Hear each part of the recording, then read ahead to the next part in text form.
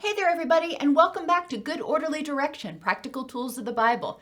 Today we're discussing Genesis 21, Isaac and Ishmael. I'm your host, Dr. Donnelly Snipes.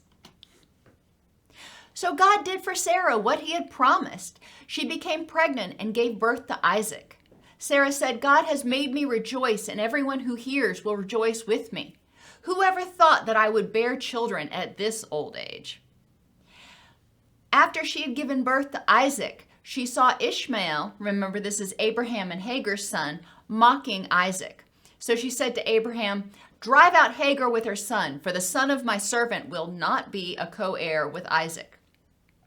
This was very distressing to Abraham, but God said, "Whatever Sarah says to you, listen to her. Your offspring will be traced through Isaac, and I will also make a nation of Ishmael, because he is your offspring as well." So what can we glean from this story? Well, there's a lot of themes that we can take, but one of them is that Hagar's son was jealous of Isaac, who was perceived to be the chosen one. Although in families we hopefully do not have a chosen one, older children are often jealous of their younger siblings who received and often require much more attention. Now, this is a little bit different because Isaac was known to be chosen, so he was probably given preferential treatment. He was also born to Abraham's actual wife, Sarah, which also indicates he was probably given preferential treatment. But Ishmael, by this point, was at least 15 years old, so he had grown up living a pretty charmed life. He had been expected to be the heir of Abraham up until, Sarah got pregnant with Isaac. Now he sees his whole life changing and feels angry and rejected, and quite honestly, rightly so. Abraham still very much loves Ishmael and is devastated by Sarah's demands to exile him. But God comes in and promises Abraham that he will protect Ishmael as well. Think of a time that things changed in a way you didn't want, or a time when you were jealous of somebody. Remember that jealousy is anger, and anger represents our reaction to a threat. So when you were jealous, what was the threat? Does someone else have something that you want? Do they have a job or money or power, happiness, a spouse? What is it that you're jealous of? What do they have that you think you want? And why do you want it? If you have this job that so-and-so has, what will that do for you? Why is it that you want that job? How else could you achieve that goal? Maybe you can't get that job at that company, but what if you applied at a different company? If somebody has money and you don't have money, why do you want money? Now, obviously, we're recognizing that everybody needs enough to put food on their table and a roof over their head.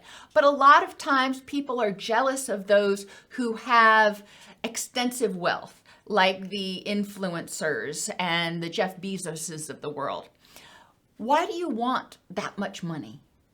How else could you achieve that goal? A lot of times people say, "I want that much money because then I could be relaxed and I wouldn't have to worry about this and that, and I would be, quote, happy." Well, how could you reduce your financial stress as much as possible? And how else could you be happy besides living a life of luxury? Is someone else threatening to take away something you have or something you want? Now, in this case with Isaac and Ishmael, Ishmael had this status and Isaac came along and was going to take it away. So that felt very threatening to him, and we can see why.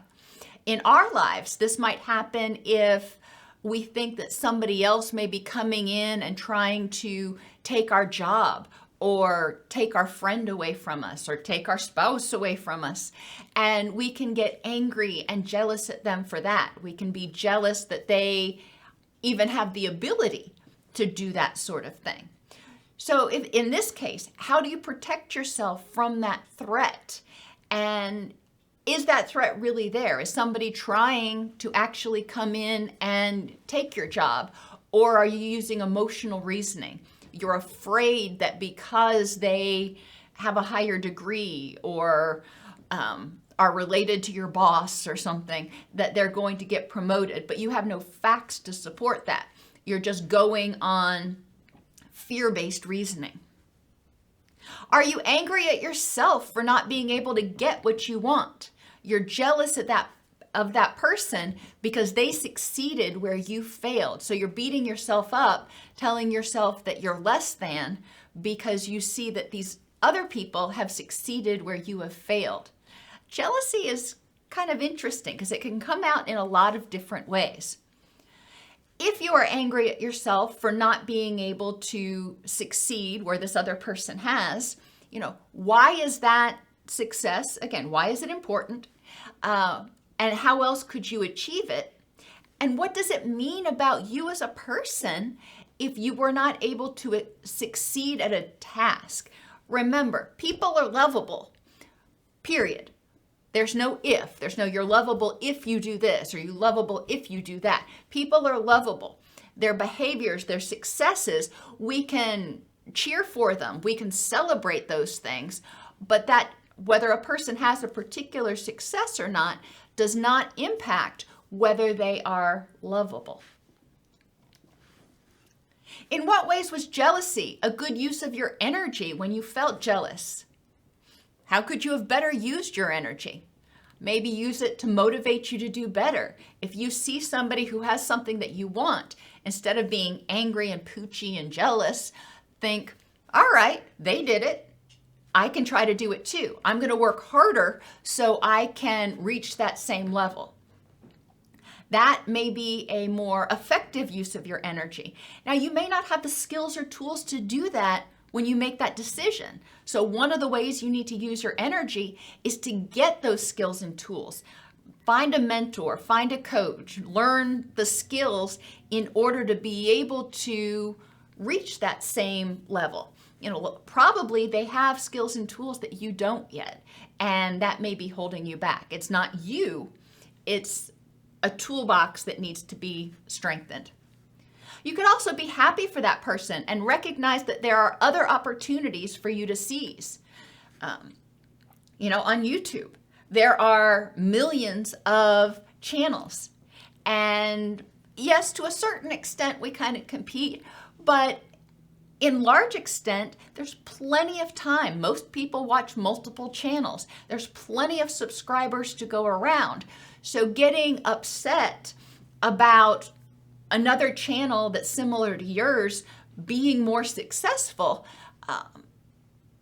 can be detrimental. Instead, you can see that as showing you the potential for how much you can grow. Had Ishmael been kind and accepted his position, how might it have created more abundance for him? So if he hadn't gotten jealous and made fun of and ridiculed Isaac, what might have been different? Would Sarah have been more tolerant of Ishmael staying in the community? We will see later in the book of Samuel how Jonathan and David work together and love each other as brothers, even though Jonathan is Saul's son, King Saul's son, and heir to the kingdom, and David is the least son of Jesse, a farmer. But it's clear that David, even though he doesn't have any special stature, he's not related to the king, he is the one chosen by God. And Jonathan does not begrudge him that. Jonathan does not become jealous of David. The casting out of Ishmael was not to his ruin. We need to remember that. Those who are left out of God's covenant are not excluded from his spiritual mercies. They may be saved who are not otherwise honored. So if you were not doing the right thing, if you were not following good, orderly direction, if you had not amassed this support system of abundance that happens when you follow good, orderly direction, it doesn't mean you're always excluded from it.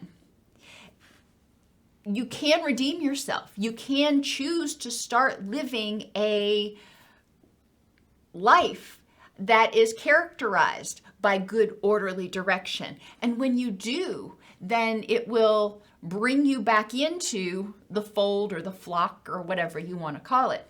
So we don't need to assume that just because someone was born not knowing good orderly direction, maybe they had a really crappy childhood upbringing, maybe they had problems when they were growing up and they weren't taught about good orderly direction. It's never too late to learn. It's never too late to redeem themselves. The principles in this story: prudence and respect. Ishmael could have shown more prudence towards Isaac. He could have shown more patience and wisdom that, hey, it's probably not a good idea to be making fun of Abraham's, son with his wife. Probably would have been a better idea. It would have been better for Ishmael to show Isaac respect. I mean, Isaac at that point was too young to be disrespectful. He was a little tiny kid. So yeah, he may have been a little bit obnoxious. We don't know. But even at that, what little kid is not occasionally somewhat obnoxious? So Ishmael could have, being 15 or older, used more prudence and dealt with Isaac with more respect. Again, recognizing Isaac's place. Sarah could have been more respectful towards Ishmael, recognizing that Ishmael was Abraham's son, and Abraham's son that was born as a result of something Sarah told Abraham to do. Instead of exiling Ishmael, which broke Abraham's heart, she could have potentially navigated that a little bit differently. Forgiveness. Abraham forgiving Sarah for exiling his first son, recognizing, of course, it's not Sarah and Abraham's son, it's Abraham and Hagar's son. But it's important for Abraham to not hold a grudge because of Sarah's anger. And that's what God comes down and says. He says, I'm going to take care of both of your sons. But for whatever reasons, it's important to do as Sarah says right now. Compassion. Abraham had a lot of compassion for Ishmael. Yes, Ishmael was not the blood child of him and Sarah, but Ishmael was his, and he loved Ishmael very much. So he had compassion. He didn't want Ishmael to suffer. He wanted to make sure that Ishmael had everything that was due to him, being a child of Abraham. And God showed compassion toward both Abraham and Ishmael, assuring Abraham that Ishmael would be well taken care of, and making sure that Ishmael was taken care of. Even though, the way he came into this world was not the ideal way, God still recognized that Ishmael was very important to Abraham and would play an important role in the future.